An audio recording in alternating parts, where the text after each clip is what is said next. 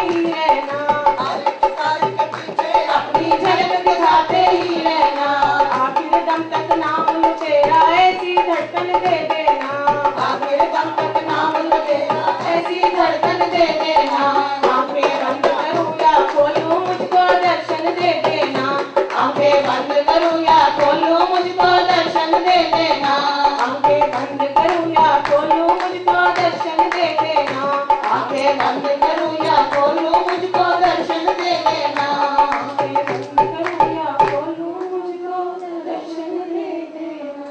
जयकारा शेरा वाली दा बोल सांचे दरबार की जय। आगे आगे आगे ला आगे इधर आगे ले आगे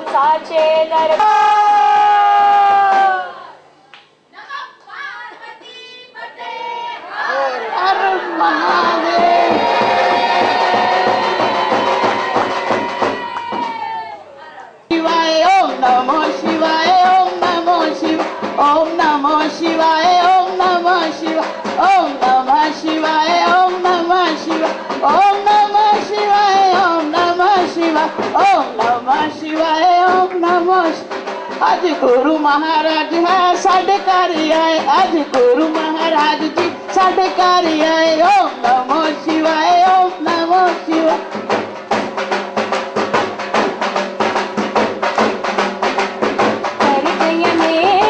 कर गईया ने संगता सारिया कर गईया ने यहाँ आसन पर विराजमान परम पूज्य सदगुरुदेव जी के साथ इस विश्व जन कल्याण यात्रा में उनके चरण चिन्हों पर चलते हुए परमादरणीय श्री सतपी जी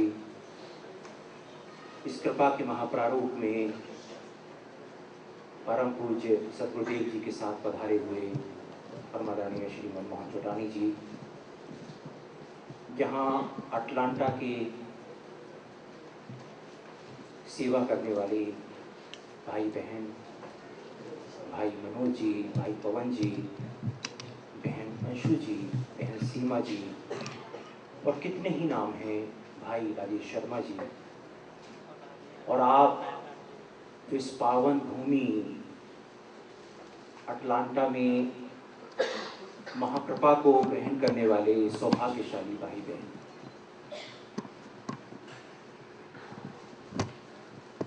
जिस तरह से परम पूज्य सदगुरुदेव जी महाराज जो ये कृपा प्रदान कर रहे हैं ये महाकृपा का जो आलोक प्रदान कर रहे हैं जैसे कि एक महापुरुष ने भी एक प्रश्न रखा था जो अभी परम पूज्य सदगुरुदेव जी महाराज के श्री चरणों में रखेंगे कि ये हमें कष्टों से दुखों से संकटों से तो मुक्त करता ही है बल्कि हमारे कर्म में जो हमारे भाग्य में जो कष्ट हैं दुखों हैं संकट हैं उनसे भी मुक्त करता है साक्षात अनुभव हैं भाई बहनों के अनुभव साक्षात प्रमाण हैं उनके अनुभव किस तरह से उनके भाग्य में लिखा था ज्योतिषाचार्यों ने बताया था पंडितों ने बताया था कि आपको ये दुख आएंगे और प्रभु के इस महालोक में ऐसी महाकृपा प्रदान होती है तो आप सभी जो भाव भक्ति से भरे हुए हैं और आप सभी महापुरुष न जाने कब से प्यासे थे इतने समय से आपको लगता है कि आप बहुत दूर से परम पूज्य सदगुरुदेव जी के दर्शन कर रहे थे ऐसा नहीं था वो आपके साथ ही हैं तब भी थे आज भी हैं और हमेशा रहेंगे इसमें कोई संदेह नहीं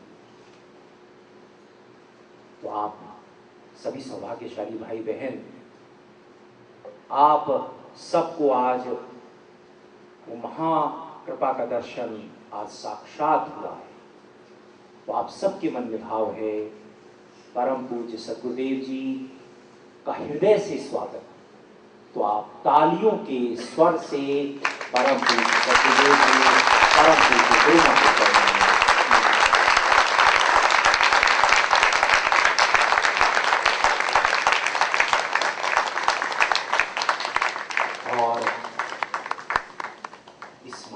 के आलोक में जो स्वागत की प्रक्रिया है उसको मैं संक्षिप्त प्रक्रिया उसका नाम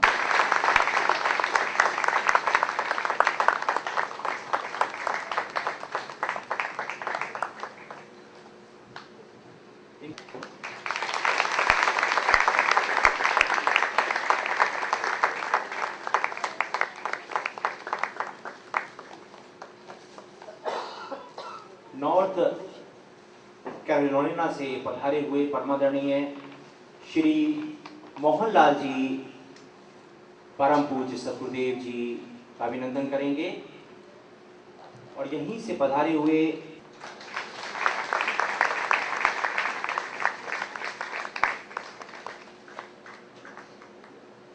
और मैं एक साथ कुछ नाम पुकार देता हूं। मैरीलैंड से पधारे हुए परमादरणीय श्री अरुण पटेल जी, मैरीलैंड से ही पधारे हुए परमादरणीय श्री पवन भनोट जी, वर्जीनिया से पधारे हुए परमादरणीय श्री राजेश शर्मा जी, नॉर्थ कैरोलिना से पधारे हुए परमादरणीय श्री हरमिंदर सिंह जी, परम पूज्य सतगुरुदेव जी का आशीर्वाद ग्रहण करेंगे।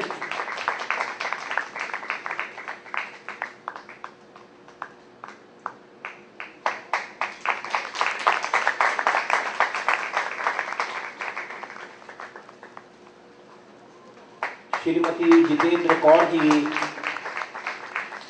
परम पूज्य गुरुमा का आशीर्वाद ग्रहण करेंगे।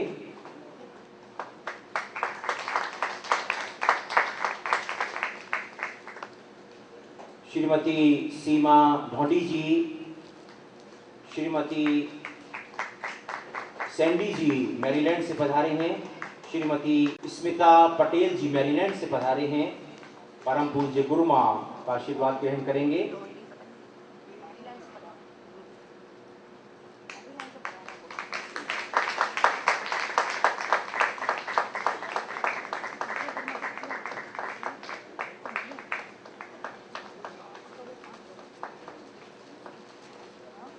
अब जो बालक हैं उनके मन में भी भाव है परम पूज्य सतगुरुदेव जी, परम पूज्य गुरुमा का आशीर्वाद ग्रहण करने का। तो मैं पुकारना चाहूँगा कुश शर्मा जी, शिवांग सक्सेना जी, क्षितिज सक्सेना जी, परम पूज्य सतगुरुदेव जी का आशीर्वाद ग्रहण करेंगे। श्रुति ढोंडी, शिवांग सक्सेना जी, परम पूज्य गुरुमा का आशीर्वाद ग्रहण करेंगे। श्रीमती कांता शारदा जी परम पूज्य गुरुमा के लिए पुष्प लाए हैं। अंशु सक्सेना जी परम पूज्य गुरुमा का आशीर्वाद ग्रहण करेंगे।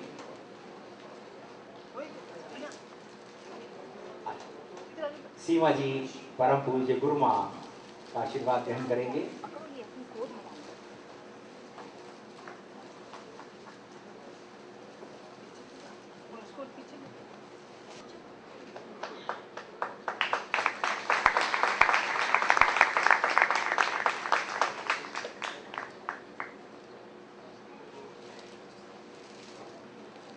और अब मेरी प्रार्थना है श्री मनोज सक्सेना जी, श्री महेश धोबी जी, श्री राजेश शर्मा जी, परमादरणीय शरदीप जी का अभिनंदन करेंगे, जो कि विश्व जन कल्याण यात्रा में परम पूज्य सतगुरुदेव जी की कृपा ग्रहण कर रहे हैं।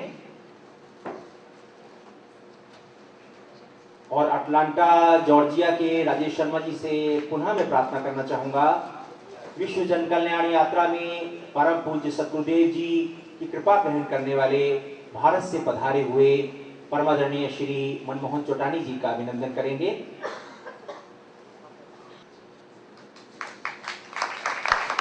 और अब इस स्वागत की प्रक्रिया को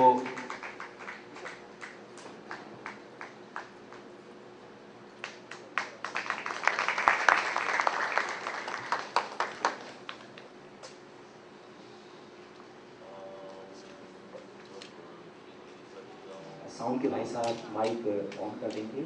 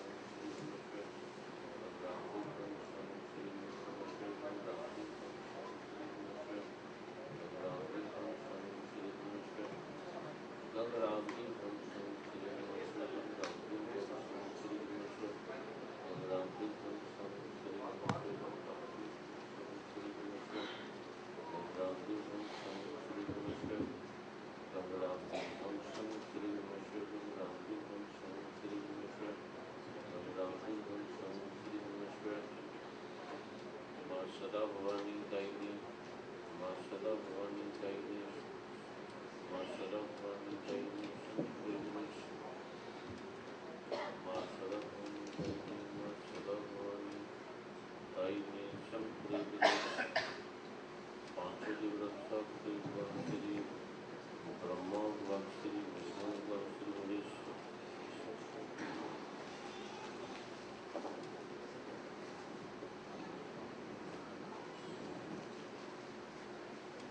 परम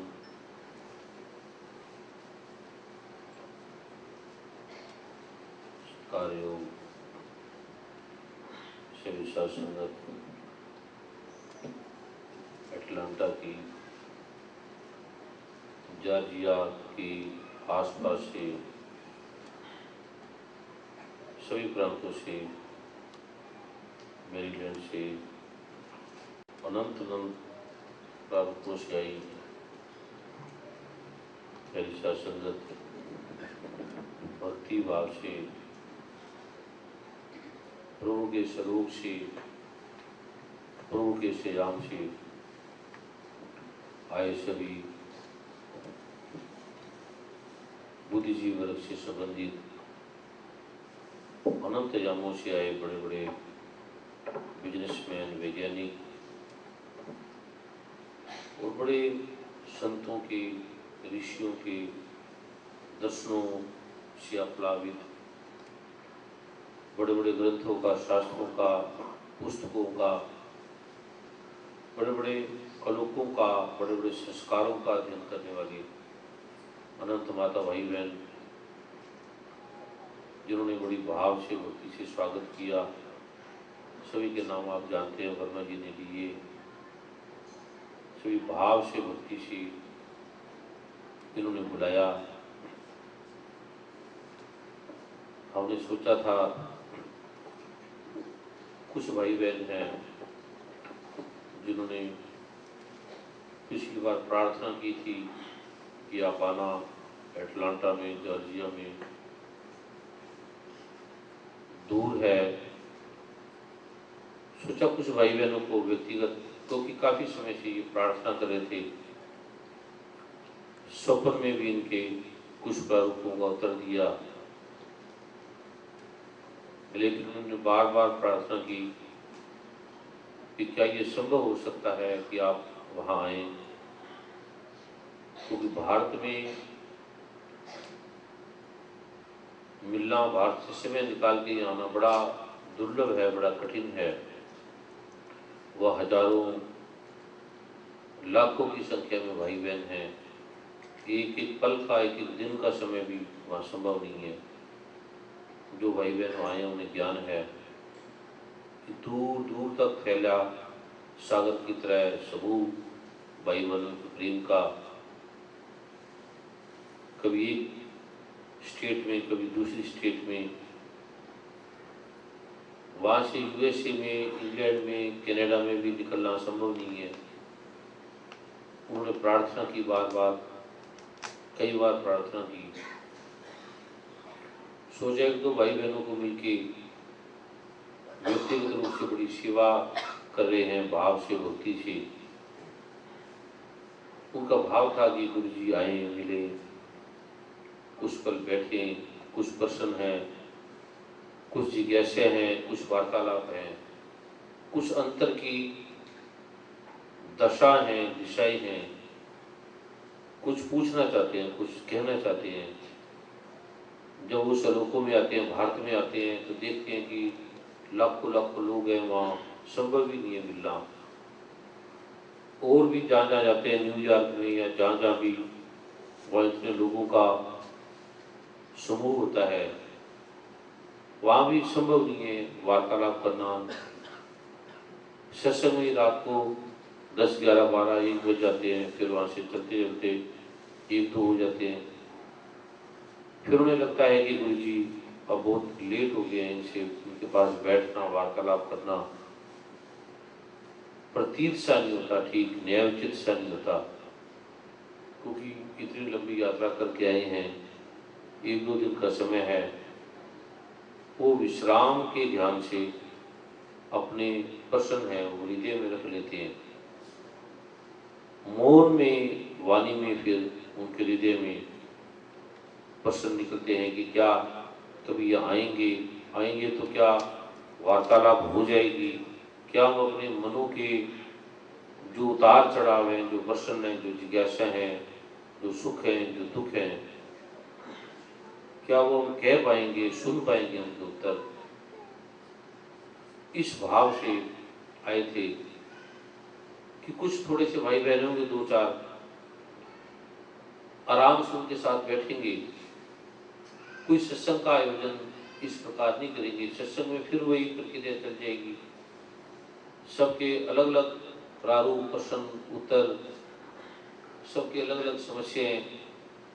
उन्हें वर्षों हो गए जैसे माँ बिल्ली भगवान राम से संवाद करने के लिए अदृश्य रूप से अनंत अनंत स्थानों पे गई और जहाँ देखा भगवान बिजी। फिर उन्होंने प्रार्थना की कि क्या ऐसा संभव हो सकता है कि मेरी कुटिया, और मैं भी कोई इतनी श्रेष्ठ नहीं हूँ, इतना कोई भी नहीं हूँ, कुटिया सी है मेरी, और मेरे पास खाने के लिए भी ऐसा कुछ नहीं है जैसे बड़े बड़े राजाओं के पास, बड़े बड़े लोगों के पास, बड़े बड़े ऋषियों के पास उनके बड़े बड़े आश्रम हैं। क्या ऐसा हो सकेगा? क्या भगवान राम इतने अयोध्या के नरेश हैं और लाखों करोड़ों के हृदय के स्वामी हैं, तो क्या मुझ नाचीज के पास भी ऐसा संभव हो सकता है? और मेरे पास तो है भी कुछ नहीं, खाने के लिए भी कुछ नहीं है, क्योंकि धन भी नहीं है, तो क्या ऐसा संभव होगा? एक याद, एक भाव हृदय में लिए हुए प्रार्थना करती थी। भगवान जहाँ जाते थे अनंत ऋषि मुनि होते थे, कथाएं होती थी, ऋषियों के प्रश्न भी होते थे जो गुप्त थे, मौन थे, और कई भगवान ऋषि मुनियों के पास भी जाते थे, क्योंकि ऋषि मुनियों को लगता था हम देखो कितने बड़े तपस्वी हैं, ऋषि मुनि हैं, हमें अब क्या चाहिए, हमने क्या पूछना, हम तपस्या में रत हैं। किसी को लगता था भगवान राम है, किसी को लगता था नहीं है। कुछ ऐसी बातें सुनते थे कि सीता की याद में, विलाप में रो रहे हैं, तो किसी को लगता था कि अगर राम है, क्या सच में यही नारायण है जिसकी हम आराधना करते हैं? क्या यही वो राम है? अगर ये वो राम है तो ये रो क्यों रहे हैं, ये विलाप क्यों कर रहे हैं? क्योंकि हमें ज्ञान है, हमारे से आके कोई मांग ले, हमारे से आके पूछ ले। कहाँ ये सुग्रीव के पास जा रहे हैं, वानरों के पास जा रहे हैं, बाली के पास, इधर उधर, हमसे पूछ ले, हम उन्हें शक्ति दे दे, हम बता दें। और नाम भी नारायण का ले रहे थे, नाम भी राम का ले रहे थे, तो उनके मन में दुविधा सी आ जाती थी कि क्या ये वही राम है, क्या यही वो राम है जिसका विलाप कर रहे हैं, जो विलाप कर रहे हैं सीता के लिए? तो कभी उनका मन मानता था, कभी उनका मन नहीं मानता था, क्योंकि भगवान जब भी आते हैं लीला करते हैं। गुरु जब भी आता है इस प्रकार की लीला करता है कि व्यक्ति व्यथित हो जाता है। भगवान श्री कृष्ण आए तो उसने ऐसी लीला की, माँ यशोदा, बड़े बड़े ऋषि मुनि, बड़े बड़े तपस्वी भी भटक जाते थे कि क्या ये वो नारायण है, ये वो कृष्ण है जो कंस को मारेगा और जो मक्खन चोरी कर लेता है और रस्सी में बांधा जाता है और जो अपनी रस्सी भी नहीं छुटा सकता, वो रोता है, पुकारता है कि मुझे छुड़ाओ, मुझे छुड़ाओ। तो उन्हें लगता नहीं था कि ये वही है जिससे हथकड़ी, जेलों की हथकड़ी टूट गई थी जिसके आने से, और जमुना माँ ने रास्ता दे दिया था। तो लगता था ऐसी टूट गई होगी या किसी कैदी ने उस पर दया आ गई होगी, उसने छोड़ दिया होगा। या जमुना मैया अपने आप ही कुछ भाव ही ऐसा होगा उस पल वो नीचे बैठ गई होगी, और पता नहीं ये वहां गए भी है या नहीं गए, ये ऐसी कथा बना दी है। और कभी कभी उन्हें सच लगता था, कभी कभी सच नहीं लगता था। इस प्रकार के प्रारूप में प्रभु का जो अयोग था, रहस्य था, माँ बिल्ली को किंचित भी संदेह नहीं था कि वो नहीं आएंगे। उन्हें लगता था वो आएंगे और वो उनकी इंतजार करती थी, आएंगे अवश्य, कब आएंगे ये नहीं मालूम, लेकिन आएंगे मेरी मृत्यु से पहले, मुझे मिलेंगे।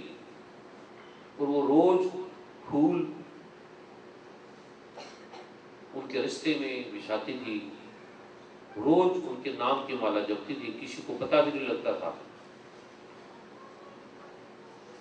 लोग कहते थे ये पागल है, किसकी बात कर रही है, वह राम अयोध्या नरेश है, वो कहाँ उनके पास समय और कहाँ वो इधर आएंगे।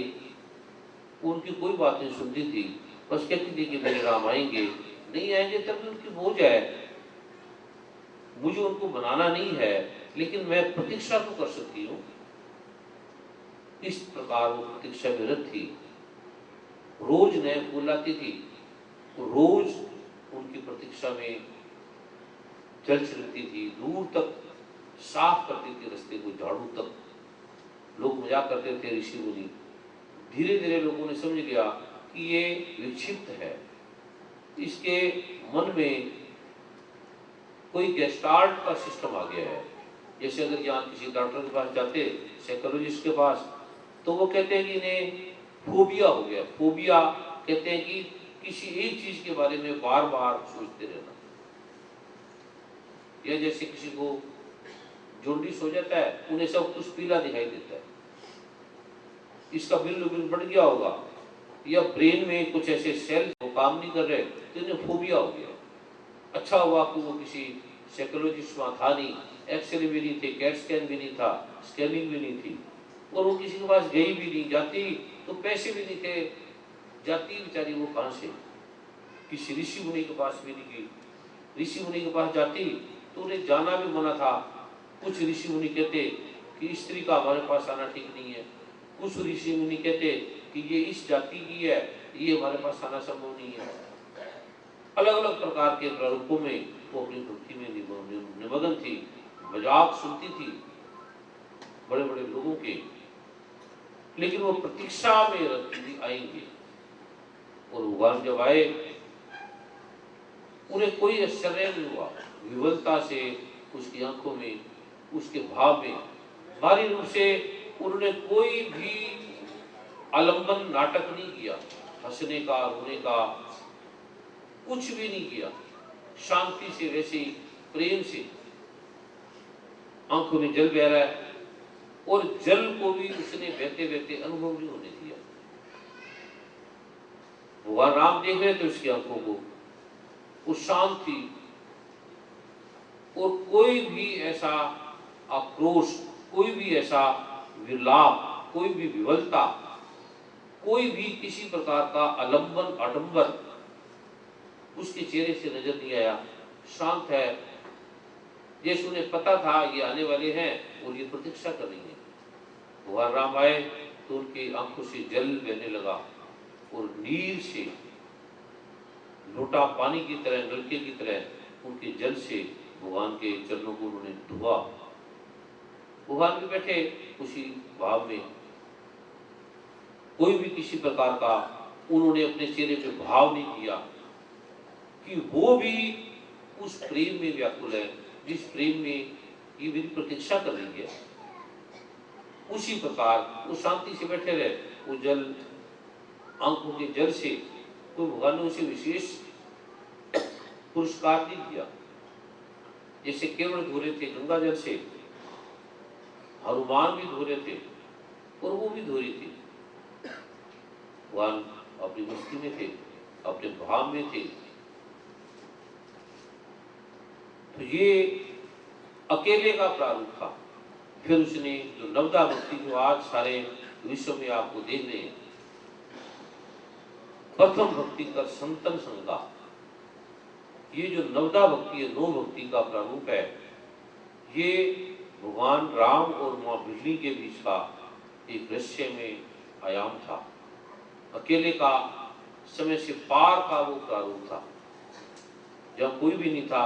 लक्ष्मण थे, माँ बिजली वेद खिला रही थी।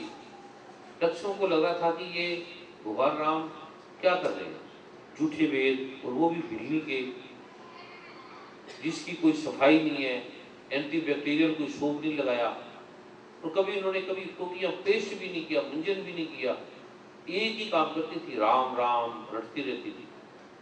और झाड़ू सफाई कर लिया, हाथ भी नहीं धोना, और इन्होंने कभी दांतन पेस्ट भी नहीं किया, और दांत भी में इतनी बैक्टीरिया है, वायरल है, पायरिया है, और उस दांतों से फिर हाथ से बेर भी नहीं धोए, बेर भी जैसे है वैसे ही वो ले आए हैं।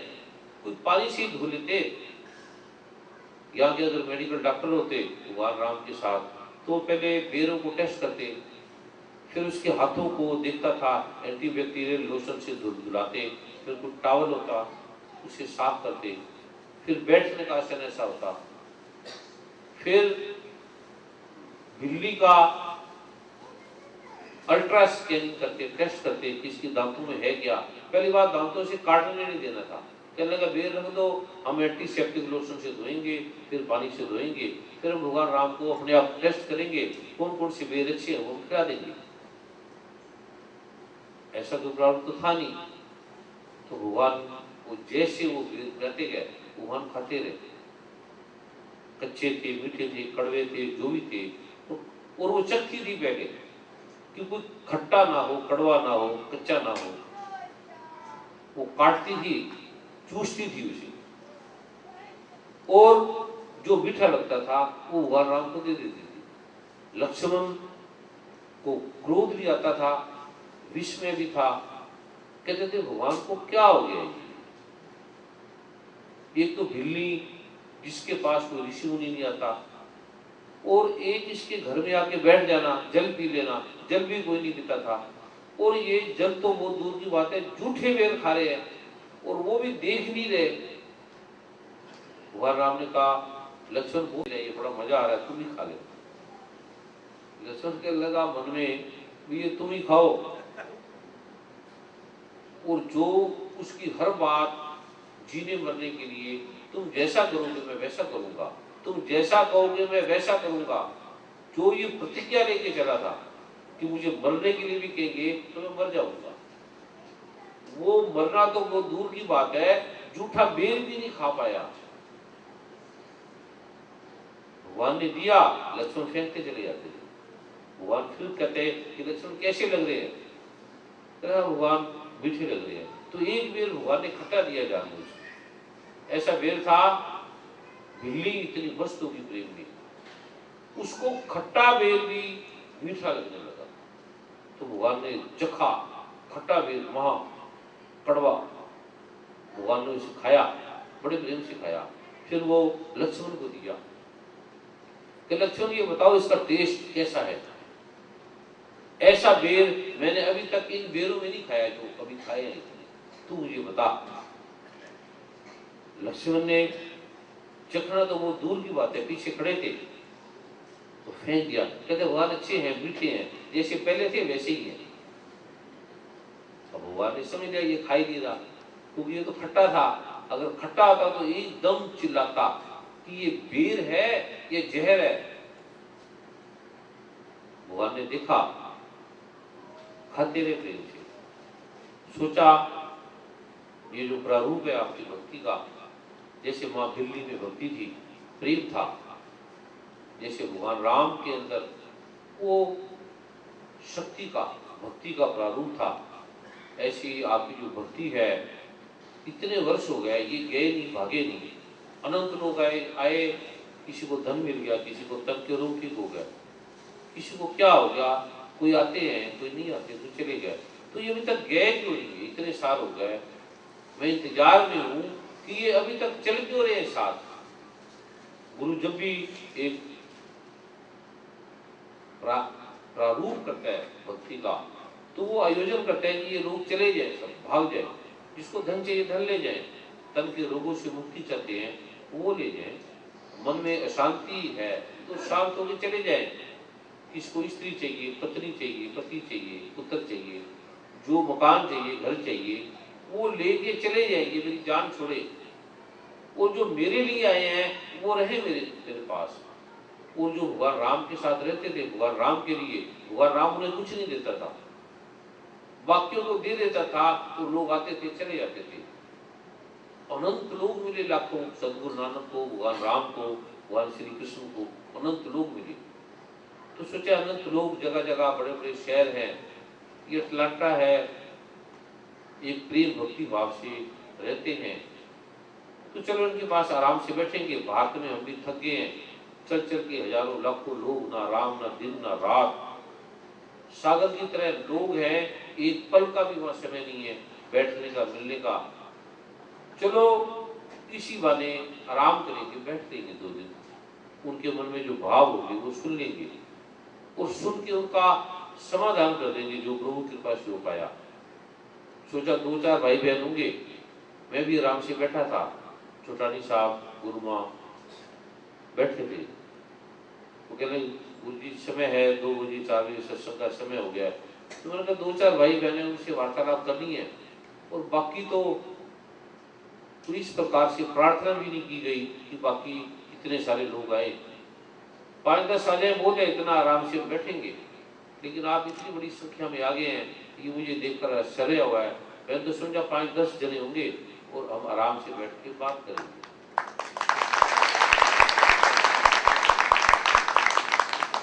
क्योंकि जिनको मिलने आए थे वो 2-4 है, तो ज्यादा नहीं थे। अब किसी को धन चाहिए, किसी को तन, किसी को मन, भी उनको दे देंगे, और बाकी हम 5-10 जने बैठेंगे जिन्होंने कभी जीवन में कुछ ऐसी कहा नहीं है। वो आप इतनी बड़ी संख्या में आए हैं, निश्चय ही आपकी ये भक्ति है, आपकी प्रतिभा है, आपका विवेक है, आपकी प्रज्ञा है। प्रभु की कृपा से जो आपने सम्मान दिया, जो आपने प्रेम दिया, उसके लिए आपको कोटि कोटि वंदन, कोटि कोटि नमन, कोटि कोटि प्रणाम। और जो प्रश्न पूछा है कर्म का और बीज मंत्रों का, कर्म भगवान ने गीता में कहा है, भगवान ने जो भी कहा है वो अंततो गत्वा भक्ति का ही प्रारूप है। जो व्यक्ति जिनके पास समय नहीं है वो काम करते हैं, बस वो काम को जानते हैं, पाठ का समय नहीं किसी के पास, कोई टाइम, तो आप हमें चलते फिरते कुछ ऐसा बता दो। तो भगवान ने कहा निष्काम कर्म करो, जो भी कर्म है वो ये सोचो कि भगवान इसका फल प्रभु को अर्पित करना है। जो भी तुम करो ये प्रभु के हाथ है, प्रभु के पैर है, और प्रभु हर काम तुझे समर्पित है। निष्काम कर्म करना, फल की इच्छा नहीं करनी, ये करो। तो भगवान ने कहा ये भक्ति है। ये भक्ति का अगर आप पाठ बैठ के नहीं कर सकते तो निष्काम योग इसको भगवान ने कहा है। इसको निष्काम कर्म करो, आपका मान हो, अपमान हो, यश हो, कीर्ति हो, अच्छा हो, बुरा हो, बस आप कर्म करते रहो। पति है, पत्नी है, बच्चे हैं, बुजुर्ग हैं, अच्छे हैं, बुरे हैं, गरीब हैं, अमीर हैं, आप काम करते रहो बस।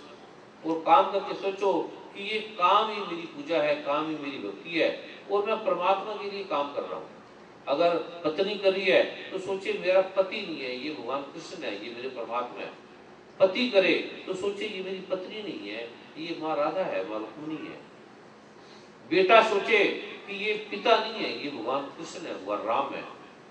और पिता कर रहा है तो वो सोचे कि ये प्रहलाद है, ये ध्रुव भगत है, ये भगवान कृष्ण का बाल स्वरूप है।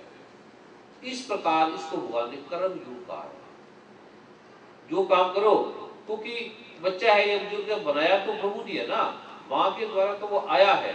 माँ ने कोई हाथ पैर आंख नहीं बनाया, पिता ने हाथ पैर आंख नाक नहीं बनाया, सिर्फ माध्यम बने हैं। माँ का जो हमें प्रारूप मिला वो माँ माध्यम बनी है। पिता तीन जग तत्व पहचाना कि जो जैसे गोस्वामी तुलसीदास भगवान ने कहा है, जन्म मरण, जन्म और मृत्यु, जिसका भी जन्म है वो किसी आदमी ने नहीं किया, भगवान ने किया है। चाहे वो हिंदू है, चाहे वो मुसलमान है, चाहे वो सिख है, ईसाई है, चाहे वो चोर है, चाहे वो डाकू है, चाहे वो बदमाश है, भगवान की मर्जी के बिना यहाँ कोई पैदा नहीं हो सकता। चाहे हमारा शत्रु है, वो भी भगवान ने पैदा किया है। अगर कोई हमारा शत्रु है तो हम अपने शत्रुओं के लिए भी हम शत्रु हैं, वो भी हमें शत्रु मान रहा है, हम भी उन्हें शत्रु मान रहे हैं। अब जैसे बरसात हुई, खेत किसान ने प्रार्थना की, प्रभु बरसात कर मेरी फसल की हुई। एक भगत था, भगवान का कुम्हार था, उसने कहा भगवान ये बरसात मत करना, अगर तू बरसात करेगा, मैंने मटके बनाए हैं, अभी पके नहीं है, अभी मैंने सुखाए हैं, ये बरसात में भीग जाएंगे और मेरा जो पूरे वर्ष का आयोजन है वो समाप्त हो जाएगा। मेरी पत्नी, मेरे बच्चे, इसको मैं क्या दूंगा? बरसात मत कर। किसान के लिए बरसात मित्र है और कुम्हार के लिए बरसात शत्रु है। किसान प्रतीक्षा कर रहा है, प्रार्थना कर रहा है, भगवान बरसात कर, और कुम्हार का पूरा कुनबा, पूरे लोग प्रार्थना कर रहे हैं, हे प्रभु बरसात मत कर, हम मर जाएंगे। और जो किसान वर्ग के लोग हैं उसको लड़ रहे हैं, तुम नास्तिक हो, तुम क्या कार्य कर रहे हो, इतनी जमीन है, इतने लोग हैं और लोगों को अन्न कहां से मिलेगा, तुम क्या प्रार्थना कर रहे हो? कुम्हार कहने लगा कि हमारे बच्चे हैं, हमारा कुटुंब कबीला है, हमारा कोई नहीं है, हमें कौन देता, हमारी जमीन भी नहीं है, हमारे पास कोई साधन नहीं है, हम ये मटके बेचते हैं, फिर हमें तुम अन्न देते हो, भोजन देते हो, अब हम क्या करें? फिर किसी ऋषि के पास गए कि ये इसमें से कौन, दोनों में से कौन ठीक है? भगवान अब माने किसकी? किसके लिए बरसात मित्र है, किसके लिए शत्रु है? इस प्रकार हमें जो मित्र लगता है, किसी के लिए शत्रु है, किसी के लिए मित्र है। तो प्रभु की कृपा का आयाम, जो निष्काम कर्म करते हैं, जो भी कर्म प्रभु को समर्पित है, तू ये करवा रहा है, मैं नहीं कर रहा। अगर मैं हाथ भी चला रहा हूं तो तू ताकत दे रहा है, अगर मेरे कदम भी चल रहे हैं तो तू ताकत दे रहा है, अगर मेरी जुबान भी चल रही है तो तू आवाज दे रहा है, मेरे ब्रेन में, मेरे दिमाग में, मेरे सेलों में तू ऊर्जा दे रहा है, ओज दे रहा है, तभी मेरी जिह्वा, मेरा जो कैटालिटिक फोर्स है, मेरा जो नर्वस सिस्टम है वो काम करता है, मेरे मन में विचार आते हैं और फिर मैं मुंह से बोलता हूँ। अन्यथा तू मेरे सिस्टम को बंद कर दे, मेरे हार्ट की पल्पिटेशन को बंद कर दे, मेरी आवाज निकलनी बंद हो जाएगी। जो मैं चल रहा हूँ, तू मेरे खून की गति को चला रहा है, मेरे श्वास की गति को चला रहा है। इसलिए प्रभु ये तुझे समर्पण है, तेरे होने से मैं लिख रहा हूँ, मैंने लिखा है तो तूने मुझे संवेदना दी है, मुझे विचार दिया है, भाव दिया है, तो मेरे हाथों को बल मिला है, फिर मेरे हाथों ने लिखा है। ये निष्काम कर्म योग है, जो हर कर्म को भगवान के समर्पित करता है, उसको स्वयं पाठ है, उसे कोई बीज मंत्रों की जरूरत नहीं है, उसे कोई आवश्यकता नहीं है। जो हर कदम को, हर पाठ को मान कर दिया, अपमान कर दिया, इज्जत होगी, बेइज्जती होगी, गरीबी है, अमीरी है, लाभ है, हानि है, मरण जन्म लाभ हानि, जस अपयश निहार, मृत्यु जन्म लाभ हानि, यश अपयश, ये परमात्मा के, विधि के, कृष्ण भगवान के, नारायण के, भगवान राम के हाथ में। जो ऐसा मानता है वो निष्काम कर्म योग है, उसको कोई पाठ की जरूरत नहीं, वो कर्म करता रहे बस। जो ऐसा कर सकता है वो धन्य है। भगवान ने कहा है ये एक भक्ति का प्रारूप है, ये एक योग है। अगर आप ऐसा कर सकते हैं तो कोई आवश्यकता नहीं है, ये अपने में पूरा है। पर किसी ने अपमान कर दिया, किसी ने तारीफ कर दी, कहीं अभी जैसे ये जो चल रहा है समय का, अभी मैं देख रहा था कि यह दैवीय प्रारूप मिट गया, समाप्त हो गया। आगे जो संकट आने वाला है वो कंपाने वाला है। एक एक व्यक्ति को इतनी पीड़ा, दुख, इतना संताप, इतने रोग होने वाले हैं, देश में इतनी हाहाकार मचने वाली है, इतना दुख देश में आने वाला है। क्योंकि धन का रूप खत्म हो जाएगा, काम लोगों के खत्म हो गए और बड़ी बड़ी कंपनियां, बड़े बड़े बैंक समाप्त हो गए, क्योंकि वो देव का प्रारूप हो गया। और आगे भाई भाई, बहन बहन, मित्र मित्र को शत्रु की तरह काटने लगेगा, खाने लगेगा। नजर आ जाएगा $100 तो किसी को मार भी सकता है। इतने लोगों में रुग्णता आ जाएगी धन की कमी से। तो वो अगर ऐसे में ये रहे निष्काम योग कि प्रभु तेरी इच्छा है ऐसी, कोई बात नहीं। जैसे सुदामा घर में चावल तक खत्म हो गया लेकिन निष्काम योग करते रहे। माँ मीरा महलों की रानी से क्या बन गई, लेकिन निष्काम में थी। मेरे तो गिरधर गोपाल, दूसरा न कोई। ऐसा अगर आप रह सकते हैं, स्त्री है, अगर पति कुछ भी कह रहे बोलो मेरे तो गिरधर गोपाल मन में, तो दया है, ये निष्काम कर्म योग है। पति का काम है नहीं है, पत्नी लड़ रही है झगड़ रही है, काम है या ज्यादा है या नहीं है, अगर आपके अंदर ऐसा भाव आता है, ऐसा आसान लगता है, तो ये ही अपने में बीज मंत्र है, क्योंकि ये भगवान का वचन है। पर ये सरल नहीं है, प्राण निकाल देता है। ये सुनने में तो अच्छा है, सुनने में तो सुंदर लगता है, मैंने मंदिर बना दिया, सुनने में तो बोलेंगे ये मैंने नहीं बनाया, भगवान तुमने बनाया है। अगर इधर कोई उसका नाम ही ना बोले कि इन्होंने नहीं बनाया, ये कोई भगवान दास नाम का आदमी बना गया, तो वो लड़ पड़ेगा, कहते मेरा नाम क्यों नहीं लिखा, या मेरा नाम लिखा होना चाहिए कार्ड पे, विजिटिंग कार्ड पे, मेरी क्वालिफिकेशन लिखी चाहिए, मैंने जो दान दिया है वो लिखा हुआ होना चाहिए। अगर वो लिख दे कि ये $1,00,000 दिए भगवान श्री कृष्ण ने, ये 1 लाख बिल्डिंग के लिए दिए भगवान राम ने, तो ये सभी महाराज नाराज हो जाएंगे। सब निष्काम कर्म योग रुक जाएगा, ये कहीं ये संभव नहीं है। अगर ये हो सकता है तो कर लो, फिर आपको कोई बीज मंत्रों की जरूरत नहीं। जो निष्काम कर्म योग कर सकते हाथ खड़ा कर, होगा नहीं।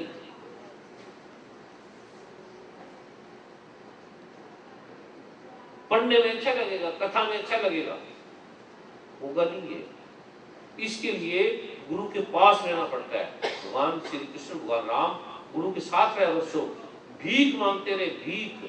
राजा होके, ब्रह्मांड के स्वामी होके, हाथ में कटोरा लेके भीख मांगते थे, और कोई देता था, कोई नहीं देता था, कि कोई गाली निकाल देते थे। ऐसा आप कर नहीं सकते।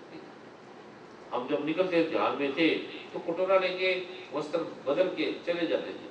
कोई लोग कहते थे ये कहाँ से बुढ़े आ गए, इतने जवान हैं, इतने सुंदर हैं, चलो हमारे पास काम करो। काम करते नहीं है, पता नहीं ऐसे भाग पड़ते हैं, भीख मांगते हैं। कोई कहता हमारे पास आ जाओ, हम तुझे तनख्वाह देंगे। हमने 3 घरों में जाना होता था बस, और दरवाजे के बाहर खड़े रहना था, और 3 घरों के बाहर कोई दे दे तो ठीक है, ना दे दे तो ठीक है।